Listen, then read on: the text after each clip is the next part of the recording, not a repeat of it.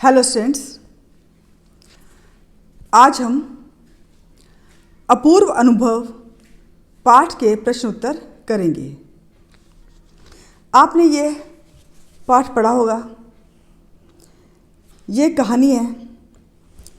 ये कहानी या कथा मूलतः जापानी भाषा में लिखा गया एक संस्मरण है। इसमें तोमोई में पढ़ने वाले दो बच्चों के विषय में बताया गया है। यहाँ हर एक बच्चा एक एक पेड़ को अपने खुद के चढ़ने का पेड़ मानता था। वह उनकी निजी संपत्ति होती थी।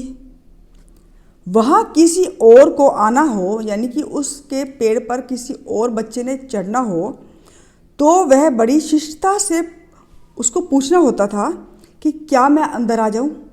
उसके बाद वो दूसरों के पेड़ पर चढ़ सकता है।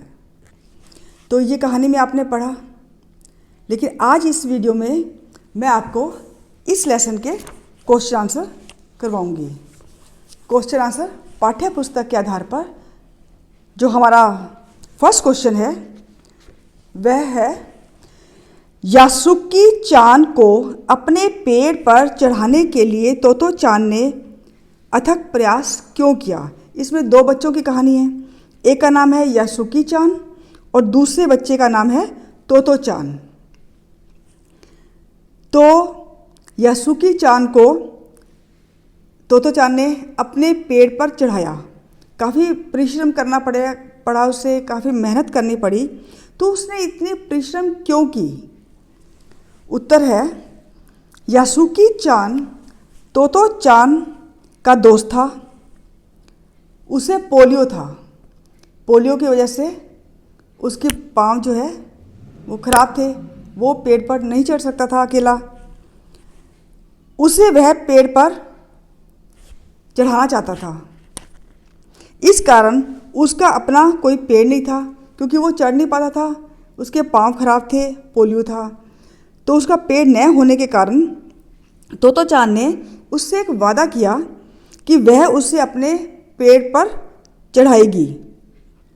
उसकी अपनी इच्छा थी कि वह यासुकी चान को अपने पेड़ पर आमंत्रित कर तमाम नई नई चीज़ें दिखाए, कि पेड़ के ऊपर चढ़ने के बाद जो आसपास का जो एरिया दिखाई देता है, वो चाहती थी कि वो पेड़ पर चढ़े। और जैसे हम पेड़ पर चढ़कर खुश होते हैं, आसपास का एरिया देखते हैं, नज़ारा देखते हैं, तो वो यासुकी चान भी देखे। यही कारण था कि उसने यासुकी चान को अपने पेड़ पर चढ़ाने के लिए अथक प्रयास किया, बहुत ज़्यादा प्रयत्न किया। हमारा सेकंड क्वेश्चन है, दृढ़ निश्चय और अथक परिश्रम से सफलता पाने के बाद तोतो चान और यासुकी चान को अपूर्व अनुभव मिला। ये अपूर्व अनुभव पाठ का नाम भी है। इन दोनों के अपूर्व अनुभव कुछ अलग अलग थे। दोनों में क्या अंतर थे? उत्तर है, दृढ़ निश्चय और अथक परिश्रम से सफलता पाने के बाद तोतो चान और यासुकी चान को अपूर्व अनुभव मिला, लेकिन उन दोनों के अनुभव एक दूसरे से भिन्न थे। तोतो चान पहले कई बार पेड़ पर चढ़ चुकी थी, लेकिन पहली बार उसने अपने अपाहिज दोस्त को वहाँ पर चढ़ने की मदद की। इस प्रयास से, जो उसने प्रयास किया था, उसमें उसको सफलता मिली। उस सफलता से उसको बहुत खुशी मिली और संतुष्टि भी प्राप्त हुई। इस मुश्किल कार्य को कर लेने से उसका स्वयं पर विश्वास भी बढ़ा। और दूसरी ओर यासुकी चान को पहली बार पेड़ पर चढ़कर बहुत खुशी मिली। उसने माना कि पेड़ पर चढ़ना क्या होता है। उसने पहली बार ये जानकर उसको बड़ी खुशी हुई कि पेड़ पर चढ़ने से कितनी खुशी मिलती है। उसने वहाँ से एक नई दुनिया देखी। तो ये दोनों का जो एक्सपीरियंस और अनुभव है वो अलग अलग था। हमारा थर्ड क्वेश्चन है कि पाठ आपने पढ़ा होगा कि पाठ में खोज कर देखिए कि कब सूरज का ताप यासुकी चान और तोतो चान पर पड़ रहा था। दोनों पसीने से तरबतर हो रहे थे और कब बादल का एक टुकड़ा उन्हें छाया देकर कड़कती धूप से बचाने लगा। आपके अनुसार इस प्रकार की परिस्थिति के बदलने का कारण क्या हो सकता है? उत्तर है, जब तोतो चान यासुकी चान को तिपाई सीढ़ी पर चढ़ने में मदद कर रही थी तो उस समय सूरज का ताप उन दोनों पर पड़ रहा था और इतनी गर्मी हो रही थी कि उनका जो पसीनों से वो तरबतर हो गए थे। तोतो चान के अथक प्रयास से यासुकी चान सीढ़ी पर पहुंच तो गया, पर वहाँ से जो द्विशाखा दो शाखाएं जैसे सेपरेट होती है वहाँ तक वो नहीं जा पा रहा था। पसीने से तरबतर तोतो चान ने द्विशाखा पर एक छलांग लगाई और यासुकी चान को ऊपर खींचने का प्रयास करने लगी। जब ये संघर्ष कर रहे थे, वो उसको खींच रही थी, वो भी चढ़ने की कोशिश कर रहा था, तो उसी समय बादल का एक टुकड़ा सूरज के आगे आ गया। यानी कि सूरज के आगे ऐसा लग रहा था कि जो कड़कती धूप जो पड़ रही थी उन दोनों के ऊपर, वो हल्की सी थोड़ी छाया आने लग गई। उन दोनों को कि जो कोई सहायता करने के लिए वहाँ आसपास नहीं था, लेकिन ऐसा लगता है कि जैसे प्रकृति को, नेचर को भी उन पर दया आ गई और थोड़ी सी देर के लिए उनको राहत मिल गई कि वो इतने पसीने से तरबतर थे। और जैसे ही वो बादल का एक टुकड़ा आया, उस समय काफ़ी छाया सी हो गई थी और उनको बड़ी राहत मिली। हमारा फोर्थ क्वेश्चन है, यासुकी चान के लिए पेड़ पर चढ़ने का यह, फिर इसके अंदर आगे डैश डैश किया है, अंतिम मौका था। ये एक लाइन आई हुई है। इस अधूरे वाक्य को हमें पूरा करना है और यह भी बताना है कि लेखिका ने ऐसा क्यों लिखा होगा। उत्तर, यासुकी चान के लिए पेड़ पर चढ़ने का यह पहला और अंतिम मौका था। ये लाइन कंप्लीट हो गई है। लेखिका ने ऐसा इसलिए लिखा क्योंकि यासुकी चान को पोलियो था, उसके लिए पेड़ पर चढ़ना असंभव था। तोतो चान के साहस और परिश्रम की बदौलत वह पहली बार पेड़ पर चढ़ पाया था, लेकिन दोबारा यह चढ़ना मुमकिन नहीं था।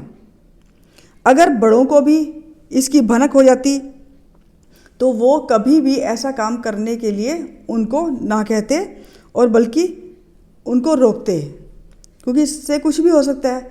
ज़रूरी नहीं है कि पहली बार उन्होंने कोशिश की है सफलता मिल जाए, मान लिया उसके बाद ना मिले तो कुछ भी हो सकता है, गिर भी सकते हैं, चोट भी लग सकती है। तोतो चान के लिए भी दोबारा इस तरह का जोखिम उठाना संभव नहीं था।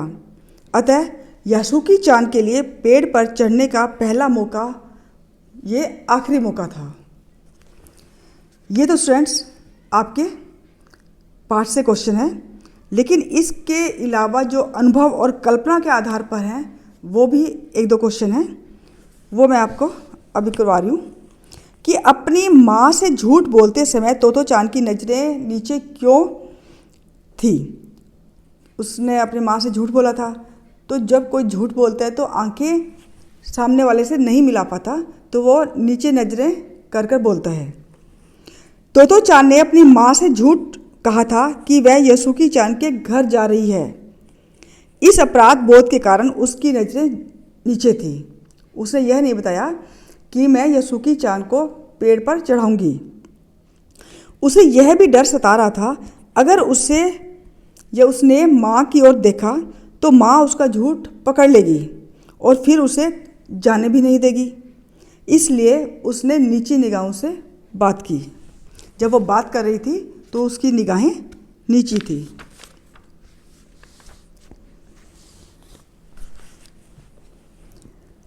पेड़ पर बैठे, ये एक एक्स्ट्रा क्वेश्चन है, पेड़ पर बैठे बैठे यासुकी चान और तोतो चान क्या बातें करते रहे, क्या कर रहे थे जब वो दोनों पेड़ पर चढ़ गए। उत्तर, पेड़ पर पहुंचकर यासुकी चान ने दुनिया की एक नई झलक देखी थी। उसने पहली बार जाना कि पेड़ पर चढ़ना क्या होता है। दोनों वहाँ बैठे बैठे देर तक इधर उधर की बातें करते रहे। यासुकी चान ने तोतो चान को टेलीविज़न के बारे में भी बताया, यानी कि यह बहुत पुरानी कहानी है जिसके बारे में उसे अपनी ये उसकी अपनी जो अमेरिका में एक बहन रहती है, उस बहन ने ये बताया था इस टेलीविज़न के बारे में। उसने उसे बताया कि जब टेलीविज़न जापान में आ जाएगा तो घर बैठे सुमो कुश्ती देख सकेंगे। यासुकी चान यही बातें पेड़ पर बैठा बैठा तोतो चान की सुन रहा था।